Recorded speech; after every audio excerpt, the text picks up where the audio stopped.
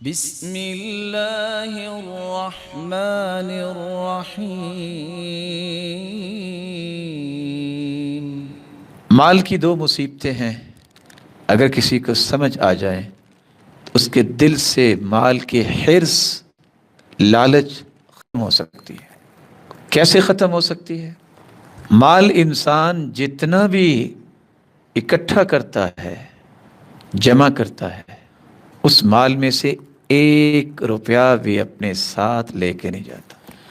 آپ کا کتنا بھی گہرا دوست ہے، کپڑوں کی سلائی کرنے والا، کبھی بھی وہ آپ کے کفن میں جیب نہیں لگائے گا۔ اور دستور حیات بھی یہ ہے کہ وہ 3 چادروں میں جب انسان جاتا ہے وہاں جیب نہیں لگی ہوتی۔ اربوں کا مالک ہے، 1 روپیہ ساتھ نہیں لے کے جاتا۔ یہ پہلی مصیبت ہے مال کی کہ مال یہاں ہی رہ جاتا ہے۔ مال کی دوسری مصیبت، یہ اربوں روپے کا مال اس نے کمایا، اکٹھا کیا، حلال طریقے سے یا حرام طریقے سے وہ اللہ جانتا ہے، اور اس کو بھی پتا ہے۔ 1 روپیہ بھی ساتھ نہیں لے کے گیا، لیکن قیامت کو اس سارے مال کا حساب اس اکیلے نے دینا ہے، کیونکہ اکٹھا اس نے کیا۔ اور رسول اللہ صلی اللہ علیہ وسلم نے فرمایا، لا تزول قدم عبد حتى يسأل عن 4۔ انسان قیامت کے دن جہاں کھڑا ہوگا، قیامت کی ہولناکیاں ہوں گی، وہاں سے 1 قدم بھی اٹھا نہیں پائے گا جب تک 4 سوالوں کے جوابات نہیں دے پائے گا۔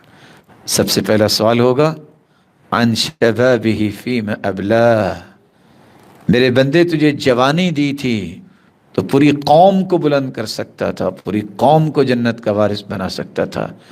جوان ایسی قوم کی امانت ہوتے ہیں کہ جوانوں کے ذریعے پوری امت جو ہے وہ بلندیوں کی طرف چلی جاتی ہے۔ اگر جوان اپنی جوانی کو ضائع کر بیٹھیں اور اس سے فائدہ نہ لیں تو صرف دنیا میں نقصان نہیں ہے، قیامت کے دن سب سے پہلا سوال یہ ہوگا، تجھے جوانی کی رعنائیاں عطا کی تھیں تو انہیں ان کو خرچ کہاں کیا؟ پہلا سوال یہ ہوگا جوانی کا۔ وَأَنْ مَالِهِ مِنْ أَيْنَ اكْتَسَبَ وَفِيمَ أَنْفَقَهُ، دوسرا سوال یہ ہوگا یہ مال کہاں سے آیا تھا، ذرا بتاؤ تو صحیح۔ اور تیسرا سوال وَفِيمَ أَنْفَقَهُ، اچھا یہ مال تم نے خرچ کہاں کیا تھا۔ اور چوتھا سوال یہ ہوگا عن علمه ما عمل به، جن جن باتوں کا تمہیں پتہ چل گیا تھا، نماز ہے، روزہ ہے، زکوٰۃ ہے، حج ہے اور دیگر اسلامی شعائر ہیں اور اسلامی اقدار ہیں، جو علم تمہارے پاس آ گیا تھا تو انہیں عمل کتنا کیا۔ جب تک یہ 4 سوالوں کا جواب نہیں دے پائے گا یہ حرکت نہیں کر سکے گا۔ تو 2 مصیبتیں مال کی ہیں، کسی کی سمجھ میں آ جائے تو اس کے حرص چھوڑ دیتا ہے، اربوں کا بھی مالک ہے تو 1 روپیہ بھی ساتھ نہیں لے کے جائے گا، وہ سارا خرچ وارث ہی کریں گے، لوٹ مار وارث ہی کرتے ہیں، ضائع بھی وارث ہی کرتے ہیں، اور عیش و عشرت میں وارث ہی رہیں گے، لیکن سارے مال کا حساب اسے ہی قیامت کو دینا پڑے گا۔